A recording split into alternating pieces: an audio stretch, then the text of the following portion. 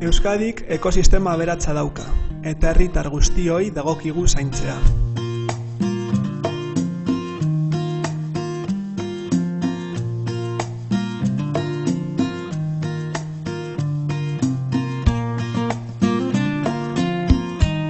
Eusko Jaurlaritza ingurumena babesteko lege orokorraren aurreproiektua prestatzen ari da. Esandako legeak erronka berriak eguneratu eta klima aldaketaren desafioa txertatuko du.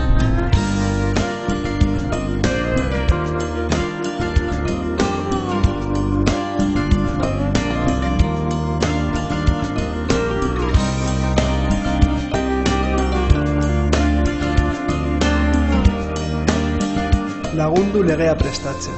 Zure ustez, ingurumenaren zer alderditan jardun beharko genuke?